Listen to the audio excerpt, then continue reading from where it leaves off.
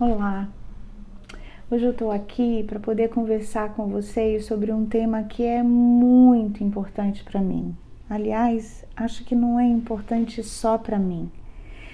Eu já estudo, já tenho um tempo, sobre o nosso jeito de viver, a nossa forma de morrer. E dentro dessa temática tem uma área de estudos e de vivências que tem me despertado bastante interesse. Vou falar com vocês sobre suicídio. Pensei em poder utilizar esse vídeo para apresentar algumas reflexões, pequenas reflexões que eu tenho feito ao longo dessa caminhada. E vou adorar se você estiver nessa caminhada comigo. Bora lá? Vamos conversar um pouco sobre suicídio?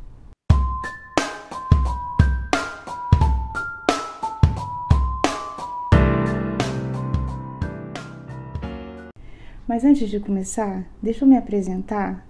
Para quem não me conhece, eu me chamo Anita Bacelar, sou psicóloga clínica há 38 anos. Falar sobre isso ainda me surpreende, porque eu nem vi o tempo passar direito. E muitas pessoas passaram por mim e tive a oportunidade de compartilhar diferentes sofrimentos humanos. Então, eu costumo dizer que tudo que eu reflito hoje sobre essa temática pode estar nos livros, a gente encontra já algumas orientações nos livros, mas eu acho que antes de mais nada está das aprendizagens que eu tive sobre as minhas vivências com pessoas. Vamos lá? A primeira reflexão que eu gostaria de fazer com vocês é: por que é tão difícil falar sobre suicídio? Por que passamos tanto tempo no silêncio? Por que acreditamos que se nos silenciássemos, iríamos mesmo conseguir reduzir um pouco a taxa de atos suicidas? Pois é, acho que a gente teve a ilusão por muito tempo que falar sobre isso poderia mesmo estimular as pessoas a se direcionarem cada vez mais para o suicídio. Acho que essa composição, esse pensamento, eu acho que desconsiderou um pouco a ideia que a gente tem hoje, que as pessoas, quando escolhem pelo ato suicida, elas não estão escolhendo por morrer. Na maioria das vezes elas estão dizendo pra gente que elas não estão conseguindo mais enfrentar as coisas que elas estão vivendo.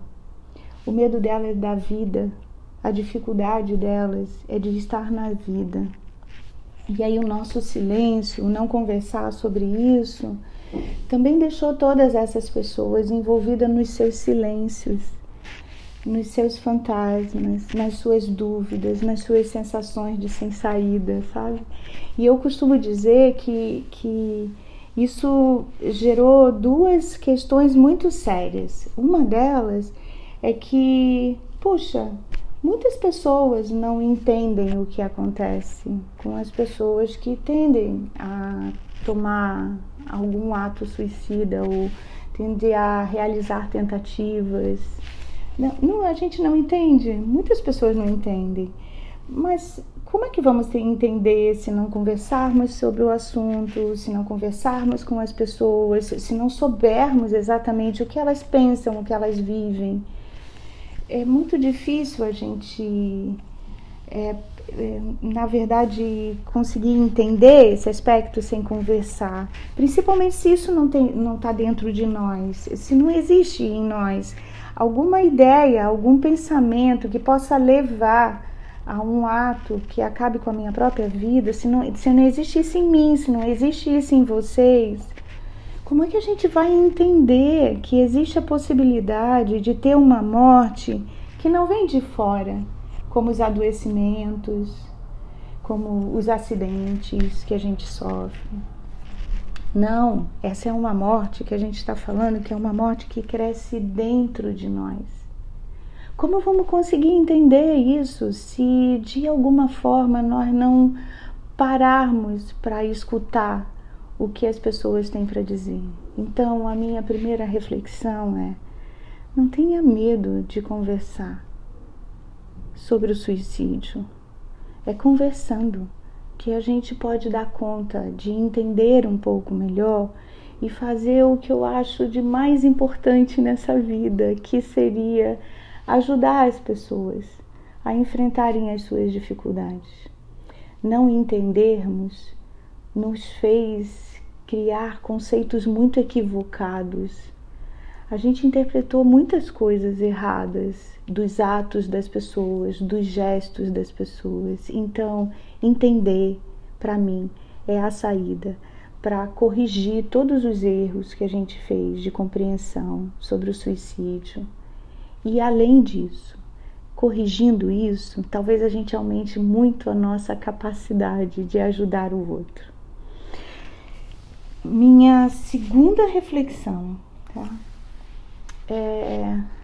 A minha pergunta é: o que faz com que esse sofrimento tão intenso, interno, gere esse direcionamento para um ato suicida?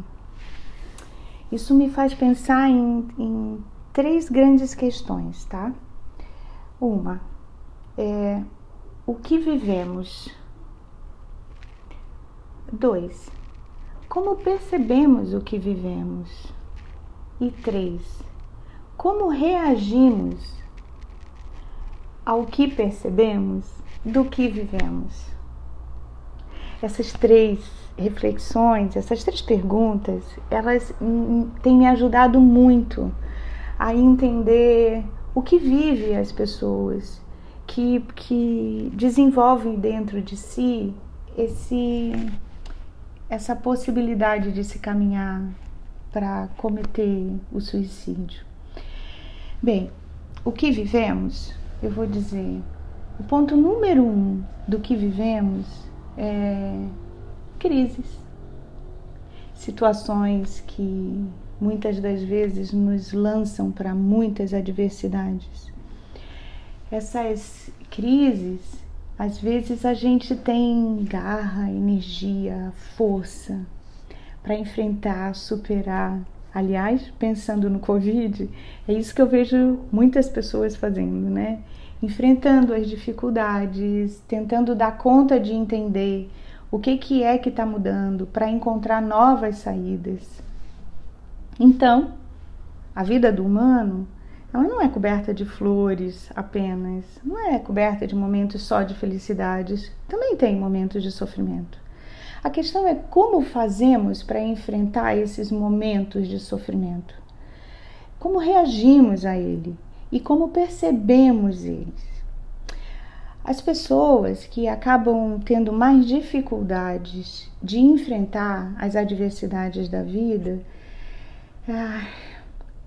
deixa as circunstâncias da vida, muitas das vezes, muito difíceis de serem enfrentadas. Então, o pensamento que às vezes paira nas pessoas é um pensamento assim: preferia estar morto em vez de estar vivendo o sofrimento que eu estou vivendo agora.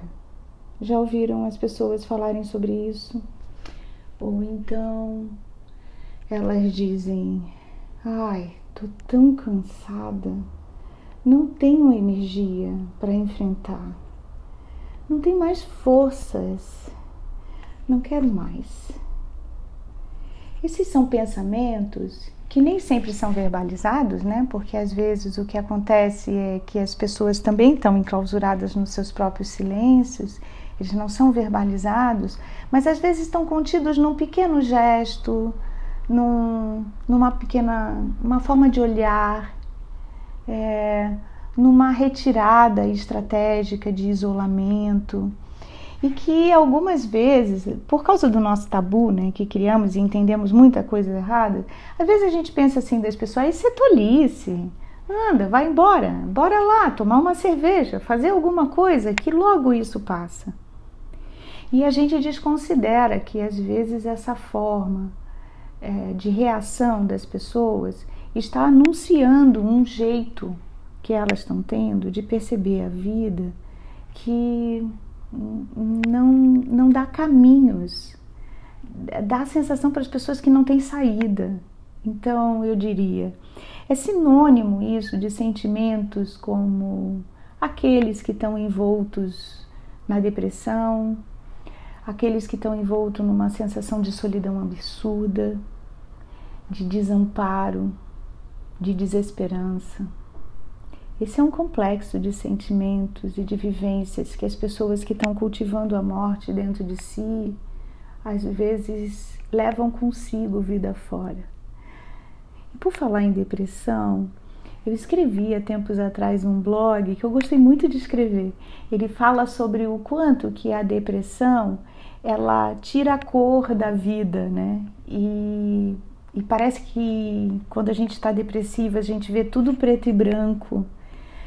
E muitas das vezes a realidade não é preta e branca, mas fica preto e branco porque é assim que a gente está entendendo a realidade.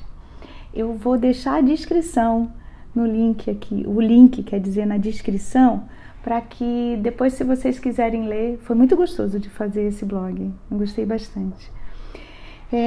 E aí, continuando,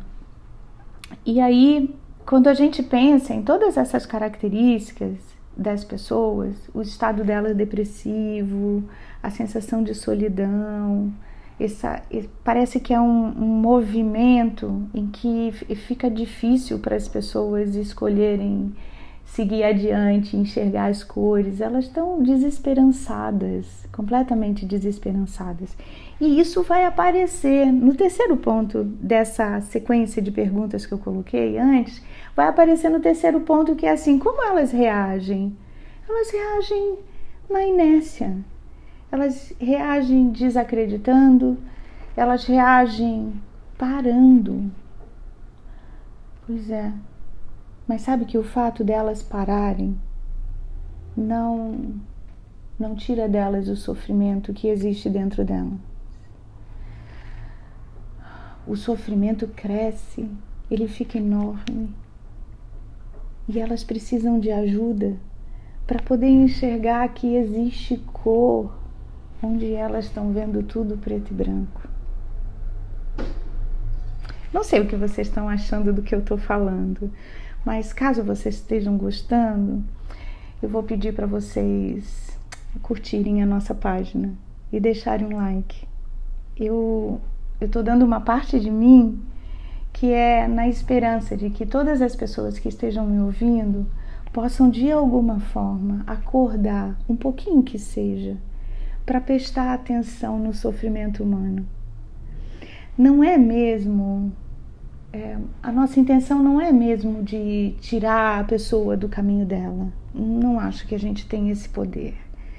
Mas se tivermos a possibilidade de abrir um espaço de fala, de diminuirmos o nosso medo de conversar com as pessoas que sofrem e que têm essa morte crescendo dentro delas, se diminuir a nossa possibilidade, nosso medo de fazer alguma coisa e elas por causa disso se suicidarem e a gente passar a ser responsável pela escolha delas.